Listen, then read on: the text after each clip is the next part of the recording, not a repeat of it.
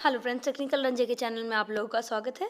मैं आज आप लोगों को वेरी इंपॉर्टेंट क्वेश्चंस बताने जा रही हूं, जो कि हमारे आने वाले एग्जाम में के लिए बहुत ही ज़्यादा इंपॉर्टेंट है। क्लास 12th के लिए ये आप अगर पढ़ लेते हैं तो आपको एग्जाम में कोई भी प्रॉब्लम नहीं होगा। तो चलिए स्टार्ट करते हैं हमारा ऑब्जेक्टिव क्वेश्चन। हमारा पहला क्वेश्चन है, Indian civilization and culture is written by. Indian civilization and culture is written by Mahatma Gandhi. C, Mahatma Gandhi is the correct option. Question number 2 है, when did doctor Zakir Hussain die. Doctor Zakir Hussain की मृत्यु हुई थी 1969 में। C is the correct option. Question number 3 है, it was very easy for the narrator to get sent on D for an assignment. D is the right option. ये सारा book का question है, आप ध्यान रखेंगे हमेशा। Martin Luther King was born in. Martin Luther King का जन्म हुआ था 1929 में। B is the correct option. Question number 5 है, utilization of what thing become a milestone in human progress. 5 का आंसर होगा C, fire. C is the correct option. Who is the main character of the artist. Main character artist का कौन था भाई? सिबई was the main character. C is the right option. Question number 7 है, the hospital refuse to believe that the pregnant woman was in. Pregnant woman was in B, second stage labor. B is the right option. ये सारा book का question है, आप हमेशा ध्यान में रखेंगे। डॉर्थी वॉज बॉर्न इन। डॉर्थी का जन्म कब हुआ था? उनका जन्म हुआ था 1893 में। B is the correct option. Question number 9 है, Benji had left school at the age of. Benji had left school at the age of 14। 14 साल की उम्र में उसने स्कूल छोड़ दिया था। क्वेश्चन नंबर 10 है, Anton Chekhov was born in. Anton Chekhov was born in 1860। B is the correct option. Question number 11 है, David H Lawrence died in. उनकी मृत्यु हुई थी 1930 में। D is the correct option. Question number 12 है, कमला दास was born इन। कमला दास का जन्म हुआ था बी, April 31, 1934 में।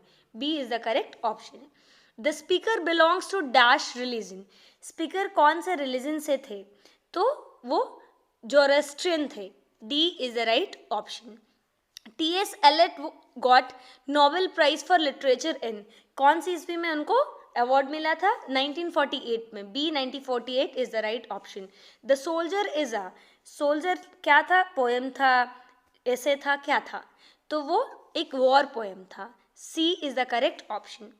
Walter de la Mare was is a famous as a. वो कौन से कैसे पोएट थे? वो किस तरह की कविताएं लिखते थे? वो चिल्ड्रन पोएट थे, वो बच्चों के बारे में कविताएं लिखते थे। New leaves and fruits grow on trees in dash. 17 का होगा बी, ऑटम। ये हमारे ऑटम पोएम से लिया गया है। Walt Whitman died in. Question number 18 का आंसर होगा सी, 1892 में उनकी मृत्यु हो गई थी। क्वेश्चन नंबर 19 है, English language is dash than Sanskrit, Persian, Greek, Latin etcetera. 19 का आंसर होगा D, English language is much younger than Sanskrit, Persian, Greek, Latin etc. D is the correct option. Question number 20 है, there are dash mean periods in the history and growth of English language. B का option होगा correct option 3. There are 3 main periods in the history of growth of English language. 20 का 3 answer होगा। Question number 21 है, she is dash real Hitler. ये grammar section में आ गए, तो grammar section का इसका आंसर होगा she is a real Hitler. C is the correct option. Question number 22 है, he looks as stupid as dash owl. He looks as stupid as an owl. B is the correct option.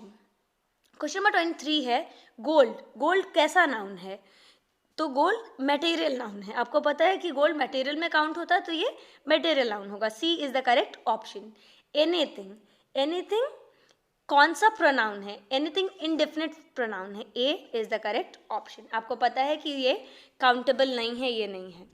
Question number 25 है, it dash rain tonight. It dash rain tonight, it might rain tonight. B is the correct option. Badly. Badly क्या है? ये grammar section का है, तो इसका होगा adverb of manner. ये मैनर से रिलेट कर सकते हैं कि कोई मैनर अच्छा है या खराब है। सम कौन सा ऑब्जेक्टिव है? 27 का होगा A, numeral adjective. A is the right option. Question number 28 है, वुड, वुड क्या है? वुड फेमिनिन जेंडर है, C is the right option. I wish I dash a rich man, 29 का आंसर क्या होगा? I wish I were a rich man, C is the correct option. 30 का होगा the sun dash in the east every morning, the sun rises in the east every morning, A is the correct option. Trust क्या है? Trust love है, relieve है, belief है, sensitivity है।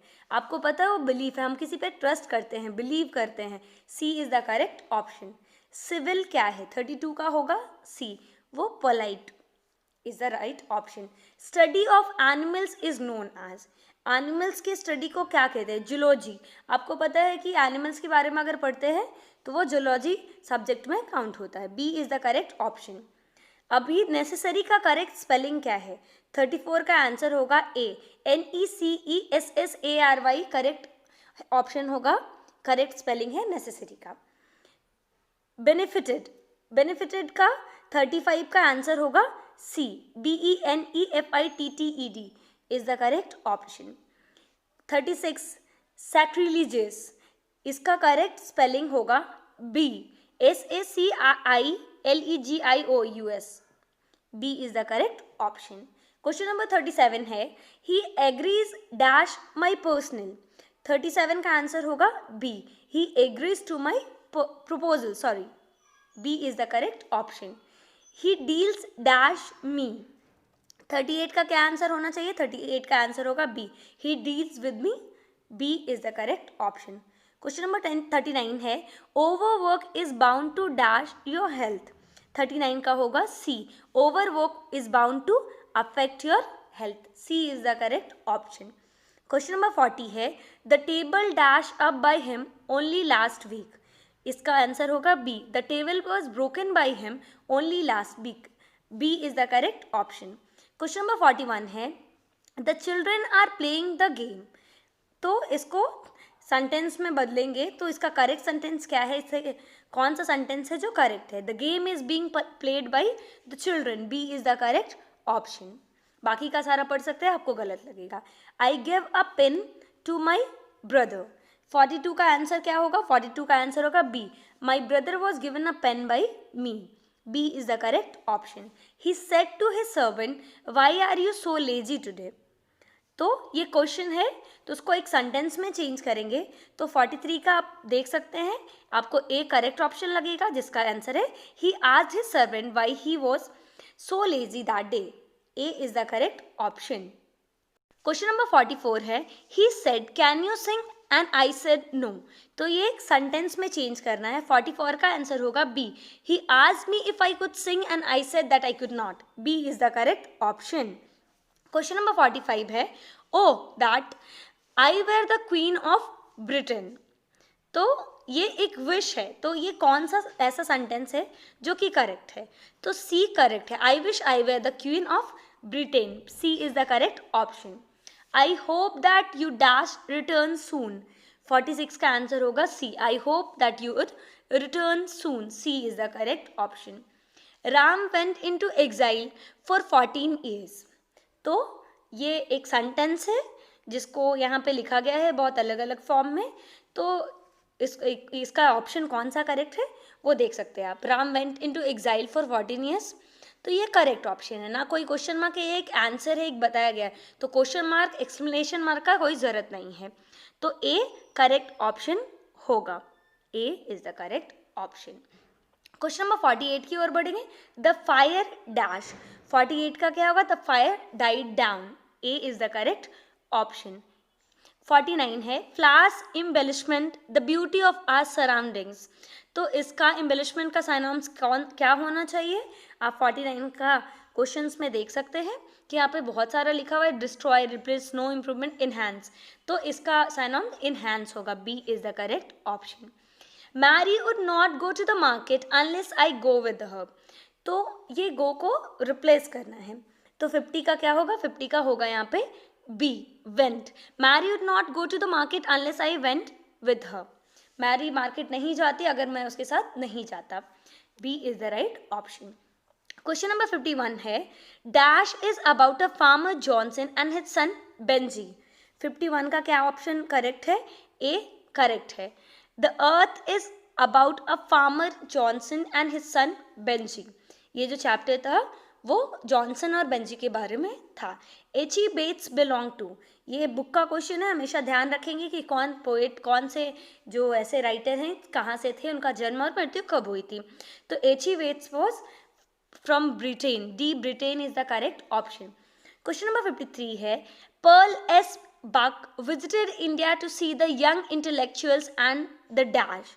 53 का होगा C, Pearl S Buck visited India to see the young intellectuals and the peasants. C is the correct option. Kashmir was invaded by dash barbarian invaders. 54 का होगा A. Kashmir was invaded by white barbarian invaders. A is the correct option. 55 है, Dash was a dramatist and short story writer of Russia. 55 का होगा A. Anton Chekhoy was a dramatist and short writer of Russia. A is the correct option. What is the area of the Ox Meadows? 56 का होगा A. 40 acres. 40 acres Ox Meadows का area था. A is the right option. The poets in the grandmother's house begs at dash doors. 57 का answer क्या होगा? 57 का answer होगा C. The poets in the grandmother's house begs at strangers door. तो strangers door के पास वो भीख मांगते थे. Who wrote the arms and the man? 58 का आंसर क्या होगा? 58 का आंसर होगा H B Shaw wrote arms and the man. A is the correct option. Which language has become a passport to jobs in India and abroad? D. आपको पता है English is a common language जो हर जगह use होता है. English is use in each, like every country, everybody is familiar with this language. So English is a language which become a passport to jobs in India and abroad. D is the correct option. Question number 60 है, मनोहर Malgaonkar belong to. मनोहर मालगांवकर कहाँ से थे? ये नाम से ही आपको Indian लग रहा होगा, तो he was from India. A is the correct option. उम्मीद है सारा क्वेश्चन आप लोग को समझ में आया होगा. प्लीज़ आप आगे के पीछे के भी वीडियोस देखिए, आगे भी जब जो अपलोड होंगे वो भी वीडियोस देखिए. ये सारे वीडियोस देख लेंगे तो आपको इंग्लिश के एग्जाम में कोई भी प्रॉब्लम नहीं होगा. Thank you very much. मिलते हैं नेक्स्ट वीडियो में. कोई भी प्रॉब्लम होने से कमेंट सेक्शन में ज़रूर पूछें. Bye, good luck.